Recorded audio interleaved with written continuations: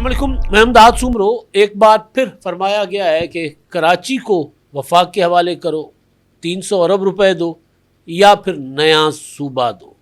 फ़ारूक सत्तार साहब का ये फरमान है और आगे चल के मैं इस पर तफसील के साथ बात करूँगा कि वो कहना क्या चाह रहे हैं। असल बात यह है कि वो क्या साबित करना चाह रहे हैं। जो ज़्यादती कर रहा है उसी को कह रहे हैं कि कराची जो है वो आप खुद संभाल लो।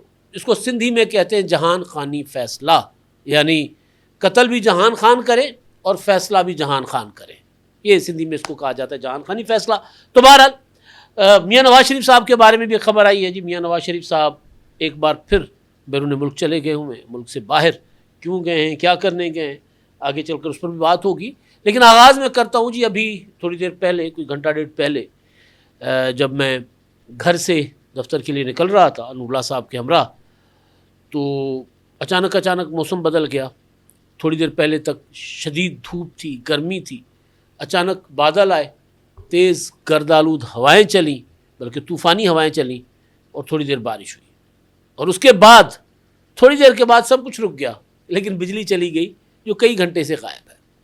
अब बिजली के मामले पर, या बिजली का जो हमारा शोबा है, ज़ाहिर है लाहौर में तो लेस्को है, तो लेस्को के मामले पर कंट्रोवर्सीज दिन ब दिन बढ़ती जा रही हैं। ख्वाजा आसिफ साहब, उन्होंने इल्ज़ाम लगाया था कि उनके एक ज़ाती मुलाजिम के गांव का ट्रांसफार्मर जल गया था और उन्होंने साबिक किसी CEO लेस्को को फ़ोन किया, सिफारिश करवाई। ख़ुद भी वफाकी वज़ीर हैं, साबिक बिजली के वज़ीर हैं, लेकिन उसके बावजूद उनसे 80,000 रुपये मांगे गए, 80,000 रुपये लिए गए। इंक्वायरी हुई जी, कुछ लोगों को मुअत्तल किया गया, कुछ मुलाजमीन को, लेकिन साथ साथ लेस्को का ये दावा कि ये बात गलत है, किसी ने कोई पैसे नहीं लिए और हमने वहाँ इंक्वायरी करवाई है, कोई सबूत नहीं मिले। चले, बिल्कुल ठीक बात होगी। लेकिन अब एक सीनियर जर्नलिस्ट हैं, बहुत खूबसूरत इंसान हैं, बहुत प्यारा लिखते हैं, बहुत अच्छे शायर भी हैं, हमाद गजनवी साहब, जंग में उन्होंने कॉलम लिखा है और उन्होंने जो अपनी रुदात बयान की है, तो चले ख्वाजा आसिफ साहब के बारे में तो हम कह सकते हैं कि ख्वाजा साहब ज़रा थोड़े से आजकल नाराज़ है अपनी जमात से, क्योंकि उनको खुडे लाइन लगाया हुआ है। ऐसी वजारत उनके पास है जहाँ वो कुछ नहीं कर सकते। वजारत दिफा कोई जो हल्के का आदमी हो उनके लिए इतनी काम की नहीं होती। और ऊपर से फिर ये है कि जी उनकी ज़िले की इंतज़ामिया लाहौर से प्रिंसिपल सेक्रेटरी बैठकर पंजाब को तब्दील कर लेते हैं, इनसे कोई पूछता नहीं है। फिर वो बयान दाग देते हैं, फिर वो ट्वीट कर देते हैं कि जी बाबू जो है बाहर पुर्तगाल प्रॉपर्टीज़ लेकर जाते हैं, या ठेकेदार फ़िलहाल को एक ही ठेकेदार को सारे ठेके क्यों मिलते हैं। वो फिर अपनी ही लीडरशिप पर, अपनी ही हुकूमत पर और अपनी ही भतीजी पर, ज़ाहिर नवाज़ शरीफ साहब के बचपन के दोस्त हैं तो मरीम नवाज़ साहबा भतीजी हुई, तो इशारे किनाइयों में उनके ऊपर भी तनकीद करते रहते हैं। तो चलें, वो नाराज़ सही, वो नाराज़ है, लेकिन इसी वजह से वो गुस्से में आकर इस तरह की बयानात जारी कर देते हैं। लेकिन हमाद गजनवी साहब लिखते हैं कि जी ईद के दिनों में उनके जो जहाँ जिस इलाके में वो रहते हैं वहाँ पर बिजली चली गई और इन्होंने बताया, इनको ये गया कि जो मेन तार थी लेस्को की लाइन जो थी वो जल गई है, तार जल गई है, और वो तब ही डल सकती है जब आप 2 लाख रुपए दें, क्योंकि लेस्को के पास तो तार नहीं है। आप 2 लाख रुपए दे दें और हम आपको बदल देते हैं। तो उन्होंने कहा कि जी हमने तो ये खतीब ज़ाहिर उस पर नहीं देनी थी, खतीर रकम थी, तो हम कैसे दे सकते। तो एक अमले के एक साहब ने, आर्टिकल में लिखते हैं कि अमले के एक साहब ने सस्ता हल तजवीज़ किया कि आप मुझे 60,000 रुपये ईदी दें तो मैं इसी तार का जला हुआ सिरा निकाल कर बिजली बहाल कर दूंगा। ये है जनाब कारकर्दगी लेस्को की। हल्का सा झक्कड़ चलता है, हल्की सी हवा चलती है, बारिश आती है, कई घंटे लाइट गायब, और वफाकी वज़ीर से लेके एक इंतहाई शरीफ नफ्स राइटर, शायर, नफीस इंसान तक सब कह रहे हैं कि लेस्को वाले पैसे मांगते। तो बहरहाल वज़ीर तवानाई ने प्रेस कॉन्फ्रेंस करके जवाब दे दिया था। अवैस लगारी साहब ने, उनको तमगा इम्तियाज़ मिला हुआ है। मैं सोचता हूँ कि बिजली महंगी करने पर भी तमगा इम्तियाज़ मिलता है तो ज़बरदस्त, गुड। खैर, अच्छा जी, अब मैं आता हूँ जो 300 अरब दो या वरना फिर नया सूबा दो।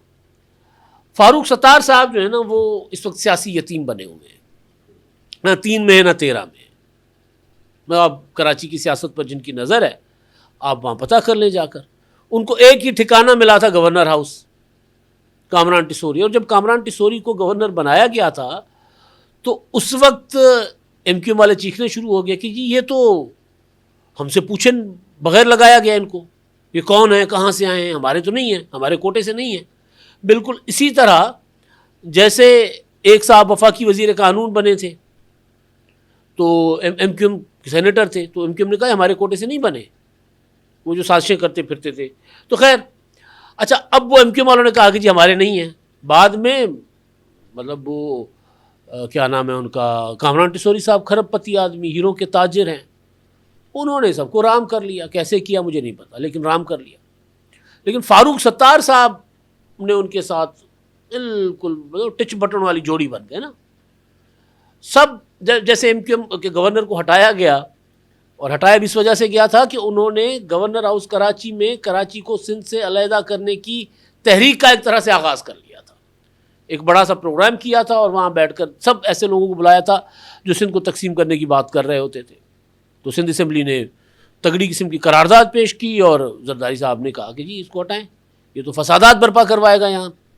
تو بہرحال ان کو ہٹا دیا گیا. پہلے بھی زرداری صاحب نے کئی بار شہباز شریف صاحب کو کہا تھا کہ یار دیکھیں آپ کی مسلم لیگ نون کا رائٹ ہے، جو پاور شیئرنگ فارمولہ تھا سندھ میں اوور آل پاکستان میں، تو 2 گورنر ہمیں ملنے تھے، ہم نے اپنے لگا دیے، پنجاب کے اور کے پی کے. بلوچستان کا اور سندھ کا گورنر آپ کا تھا تو بلوچستان کا آپ نے لگا دیا، سندھ میں کیوں ایم کیو ایم کو دیا ہوا ہے، نہ آپ کو ایم کیو ایم کے ووٹ کی ضرورت ہے، ہم آپ کے ساتھ کھڑے ہیں، نا ان کو ہٹائیں، نکالیں ان کو یہاں سے. مظاہر ہے کوئی کچھ اور بھی مجبوریاں تھیں شہباز شریف صاحب کی، سارے فیصلے شہباز شریف صاحب خود تو نہیں کرتے نا. تو بہرحال وہ نہیں اس پر عمل ہو سکا تھا. لیکن جب انہوں نے یہ دوبارہ الطاف حسین والی سیاست کرنے کی کوشش کی کامران ٹیسوری نے، تو پھر پیپلز پارٹی نے کہا کہ نہیں جی اس کو ہٹا دیں، آپ کے پاس گورنر کا بندہ نہیں ہے تو ہم دیتے ہیں آپ کو. تو پھر نہال ہاشمی صاحب آ گئے.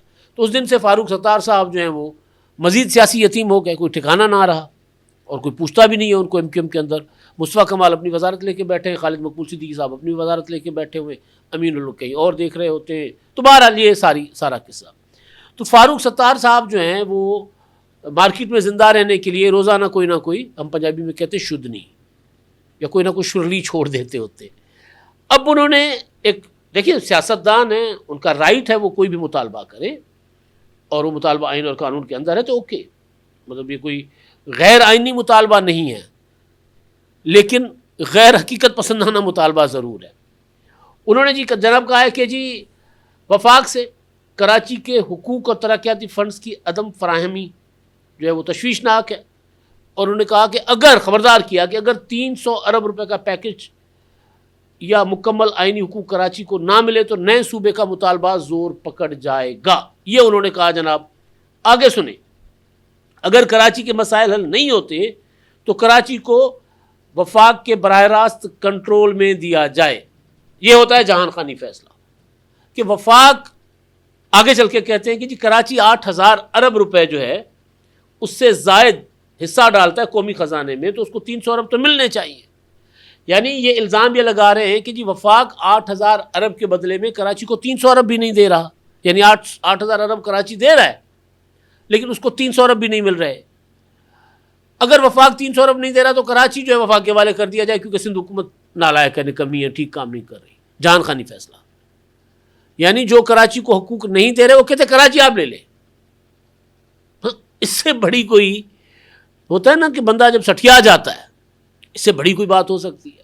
بنیادی طور پر کیونکہ میں پہلے بھی کہہ چکا ہوں کہ ایم کیو ایم کی سیاست کراچی کے گراؤنڈ ریئلٹیز، کراچی کی ڈیموگرافی، پولیٹیکل سچویشن اور کچھ ریاستی فیصلے، ان کی وجہ سے اب وہ وہاں پر متحدہ قومی موومنٹ جڑیں نہیں پکڑ پا رہی. تو یہ کوشش یہ کر رہے ہیں کہ جو سیاست انہوں نے ضیاء الحق کے کندھے پر بیٹھ کر شروع کی تھی نا، نفرت کی، لسانیت کی، وہ سیاست دوبارہ شروع کریں کہ جی ہمارا کلچر الگ ہے، ہم لوگ الگ ہیں، ہمیں الگ سے صوبہ دے دیں. ٹھیک ہے. تو یہ اب وہ ظاہر کراچی میں مطلب ایم کیو ایم کے پاس نہ کراچی کا وہ کنٹرول رہا ہے، نہ آبادی کا تناسب اب ان کے حق میں ہے، ایم کیو ایم کی سیاست کے حق میں. اس لیے پھر وہ زندہ رہنے کے لیے اسی طرح کی فاروق ستار بھائی جو ہے گفتگو کرتے رہتے ہیں کہ جی وفاق ہمیں 300 ارب دے کراچی کے لیے ورنہ کراچی کو گود لے لے. کمال ہے بھائی. خیر اچھا جی اب آگے اپنا میاں نواز شریف صاحب تھے پرسوں جی بھی وہاں پر گلگت میں، انہوں نے ایک چھوٹی سی تقریب سے خطاب کیا تھا. اجتماع تھا ایک چھوٹا سا، یعنی جلسہ ہم اس کو نہیں کہہ سکتے، بند شامیانے کے اندر ایک جلسہ تھا. تو انہوں نے گفتگو کی، اور گفتگو بجائے اس کے کہ ان کے لیے کوئی ایک ہوتا ہے نا کہ نواز شریف صاحب نے، میں نے اس دن کہا تھا کہ بڑے عرصے کے بعد انہوں نے اپنے چاہنے والوں کو درشن دیے ہیں، تو بڑے عرصے کے بعد وہ نمودار ہوئے تھے، بڑے عرصے کے بعد وہ گفتگو کر رہے تھے، پبلک میں آئے تھے. تو ان کی گفتگو جو ہے وہ ڈسکشن میں ہوتی کہ یار میاں صاحب نے کیا کمال بات کر دی ہے، دیکھیں میاں صاحب نے یہ ویژن دیا ہے. ایسا نہیں ہو رہا، سوائے مسلم لیگ نون کا جو سوشل میڈیا ہے یا جو بہت زیادہ فالوور، جو کٹر فالوور ہوتا ہے اس کے، باقی ہر بندہ سوچ رہا ہے کہ یار میاں صاحب نے بات کیوں کر دی کہ مجھے 2017 میں جب میں یہ کر رہا تھا تو مجھے نکالا نہ جاتا تو یہ مکمل ہو جاتا، اور مجھے دیس نکالا دیا گیا، مجھے جیل میں ڈالا گیا، اور اس میں قصور آپ کا بھی ہے. گلگت کے لوگوں کی طرف انہوں نے کہا کہ قصور آپ کا بھی ہے، آپ نے مجھ جیسے بندے کو دیس نکالا دینے کیسے دیا، آپ کا بھی قصور ہے. آج حامد میر صاحب نے اس پر آرٹیکل لکھا ہے. انہوں نے کہا میاں صاحب گلگت والوں سے کیوں آپ گلا کرتے ہیں، آپ کو تو لاہور والے آپ کے لیے نہیں نکلے، پنجاب والے آپ کے نہیں نکلے جب وہ آپ کو نکالا جا رہا تھا. انہوں نے حامد میر صاحب نے لمبا چوڑا آرٹیکل لکھا ہے. بلال غوری صاحب نے کہ جی میاں صاحب ہم تو نکلتے تھے بھائی، جب آپ نے ووٹ کو عزت دو کا نعرہ لگایا، یا جب آپ نے اسحاق خان کے خلاف ایک اپنا اس کی جو فیصلہ تھا ڈکٹیشن نہیں لوں گا کا جب نعرہ لگایا تھا، اسحاق خان سے اختلافات تھے آپ کے، تو آپ کے ساتھ قوم کھڑی ہو گئی. عدالت نے اسحاق خان کا وہ فیصلہ جس میں انہوں نے آپ کی حکومت برطرف کی تھی، عدالت نے وہ فیصلہ اڑا کے رکھ دیا. پھر آپ نے کاکڑ فارمولہ کے تحت ڈیل کر لی اور آپ نے استعفیٰ دے دیا، اور اسحاق خان سے بھی استعفیٰ لے لیا. بعد میں فاروق لغاری کے دور کا بھی وہ ذکر کرتے ہیں، لیکن ابھی جب انہوں نے کہا تھا کہ مجھے کیوں نکالا، تو اس وقت بلال غوری صاحب کہتے ہیں کہ اس وقت بھی جب آپ نے ووٹ کو عزت دو کا نعرہ لگایا تھا، اس وقت بھی لوگ آپ کے ساتھ کھڑے ہوئے تھے، لیکن پھر آپ خاموشی سے باہر چلے گئے، پھر آپ مکمل خاموش ہو گئے. تو بہرحال تو وہ جو بعض اوقات جب لیڈر جو ہوتا ہے نا، جب وہ بات کرتا ہے تو وہ اپنے، بلکہ نصرت جاوید صاحب نے بڑا دلچسپ، انہوں نے کہا وہ ایک شعر پڑھا، داغے دل ہم کو یاد آنے لگے. تو وہ اپنے میاں صاحب اپنے دکھ لے کر بیٹھ گئے تھے. اس پر ان پر تنقید ہو رہی ہے کہ 3 بار آپ کو اس قوم نے وزیر اعظم بنایا، 3 بار، اب بھی آپ کے بھائی دوسری بار وزیر اعظم ہیں، آپ کی صاحبزادی وزیر اعلیٰ ہیں، آپ خود 2-3 بار وزیر اعلیٰ رہے، آپ کے بھائی 3 بار وزیر اعلیٰ رہے، آپ کے بھتیجے وزیر اعلیٰ رہے. تو قوم سے گلا آپ کیوں کرتے ہیں؟ اصل بات یہ ہے کہ لیڈر کو قوم سے گلا نہیں کرنی چاہیے. لیڈر وین دے اور قوم اس کے اوپر نہ چلے تو، لیکن اگر لیڈر کمپرومائز کر لیتا ہے تو پھر قوم سے گلا نہیں کرنا چاہیے. تکلیفیں ہوتی ہیں، لوگ اٹھاتے ہیں، دنیا جان میں ہوتا ہے. ہاں ہو سکتا ہے کہ قوم فوری طور پر نہ جاگ جائے، لیکن آہستہ آہستہ قوم کو سمجھ آ جاتی ہے کہ کیا ہو رہا تھا، کیا ہو رہا ہے. لیکن اس کا انتظار کیے بغیر اگر ایک لیڈر جو ہے ملک سے باہر چلا جاتا ہے تو پھر وہ قوم سے گلا کیسے کر سکتا ہے؟ یہ بنیادی طور پر ان آرٹیکلس میں لکھا جا رہا ہے میاں نواز شریف صاحب کے بارے میں. تو بہرحال یہ تو نواز شریف صاحب کی گلگت کی تقریر پر جو تنقید ہو رہی ہے اس کا میں نے آپ کو ذرا حوالہ جو ہے بتایا، تفصیلات بتائیں. لیکن نواز شریف صاحب کے بارے میں جو خبر آئی ہے وہ یہ ہے کہ وہ جنیوا چلے گئے ہوئے کچھ ذاتی دورے کے اوپر. وہاں پر کچھ یار دوستوں سے ملاقاتیں کریں گے، کچھ پارٹی لوگوں سے ملاقاتیں کریں گے، پارٹی رہنماؤں سے، لیکن ان کا نجی دورہ بتایا جا رہا ہے. عموماً نواز شریف صاحب، میرے نواز صاحبہ جو ہیں وہ جنیوا وغیرہ جاتی ہیں تو اپنی صحت کے ایشوز جو ان کے ہیں ان کے حوالے سے وہ جاتے ہیں.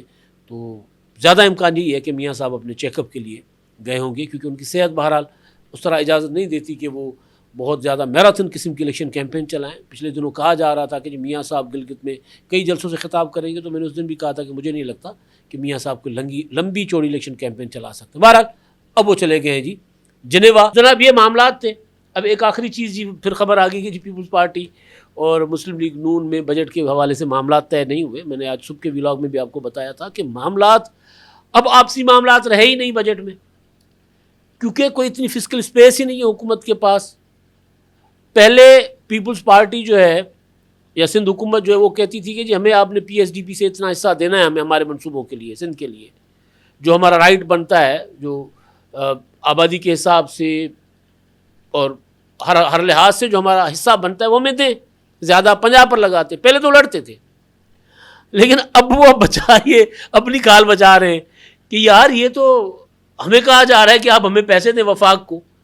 تو ادھر وہ ذرا تھوڑا سا ان کے معاملات گڑبڑ ہوئے تھے, تو وہ بھی کوئی اختلافات نہیں تھے, کوئی فارمولہ بن رہے تھے کہ کس طرح ایک دوسرے کی مدد کی جائے, کس طرح ٹیکسز سے بچا جائے, کس طرح معاملات کچھ بہتر کیے جائے. تو اس پر ایک یہ ہوا کہ کیونکہ آئی ایم ایف کے ساتھ ابھی تک معاملات کو حتمی شکل نہیں ملی بجٹ کے حوالے سے, تو اس لیے بجٹ کو جو ہے وہ 10 یا 12 تک, اب امکان یہ ہے کہ 10 کو بجٹ سیشن کال کیا جائے گا. اور ایک اور چیز بھی ہے کہ بلاول بھٹو زرداری صاحب جو ہیں وہ گلگت بلتستان کے الیکشن مہم پر گئے ہوئے ہیں, تو انہوں نے بھی 7 جون کو واپس آ جانا ہے. تو 8 جون کو وہ بھی بیٹھیں گے اسحاق ڈار صاحب اور حکومت کی دوسری ٹیم کے ساتھ, اپنی ٹیم کے ہمراہ, تو پھر وہ چیزوں کو فائنلائز کریں گے. یعنی چیزیں تقریباً طے ہیں, لیکن اس کو حتمی شکل دینا ابھی باقی ہے. تو کوئی لڑائی جھگڑا نہیں ہے. پیپلز پارٹی نے ایک موٹا اصول بنا رکھا ہوا ہے کہ اس حکومت کو گرنے نہیں دیں گے, بجٹ ہر صورت پاس کروائیں گے, جو ہماری ڈیمانڈس ہوں گی وہ سامنے رکھیں گے, نہیں مانی جائیں گی احتجاج کریں گے, لیکن احتجاج کرتے کرتے بجٹ پاس کروا دیں گے. تو یہ صورتحال ہے. تو کوئی اندر لڑائی بہت بڑی نہیں ہے. پہلے تھی, ہو سکتی تھی, اگر یہ جنگی صورتحال نہ ہوتی نا تو پھر وہ جس طرح لڑتے نا ایک دوسرے کے آمنے سامنے ایک دوسرے کے بال نوچ رہے ہوتے ہیں, وہ ظاہر ہے گلی باتی بال نوچنا, ایک دوسرے کے اوپر الزام تراشی کرنا, تو وہ یقیناً آپ دیکھتے وہ دنگل. لیکن جنگ کے بعد صورتحال اکثر بدل گئی ہے. اب الگ طرح سے سوچ رہی ہیں دونوں پارٹیاں. پرانی پارٹیاں ہیں, ذمہ دار پارٹیاں ہیں, سمجھدار پارٹیاں ہیں. تحریک انصاف تو نہیں ہے نا کہ علیمہ خان کہہ رہی ہیں کہ جی اب عمران خان سے ملاقات نہیں ہوگی تو کے پی کے کا بجٹ پاس نہیں ہوگا. بھائی وہ آئینی ذمہ داری ہے. بجٹ اگر نہیں آپ پیش کریں گے تو آپ کی حکومت کیسے رہے گی پھر. اب تک کے لیے اتنا ہی. اللہ حافظ. 999 کمیونیکیشن، ڈیجیٹل میڈیا اور یوٹیوب چینلز کی دنیا میں بڑی کامیابیاں سمیٹنے کے بعد اب ویب نیوز، ویب چینل اور یوٹیوب نیوز چینل کی طرف قدم بڑھا رہا ہے، جس کے لیے ہمیں ملک بھر میں رپورٹرز کی ضرورت ہے. خواہش مند حضرات و خواتین نیچے دیے گئے نمبر پر رابطہ کریں. What's app +92 309 1226 999.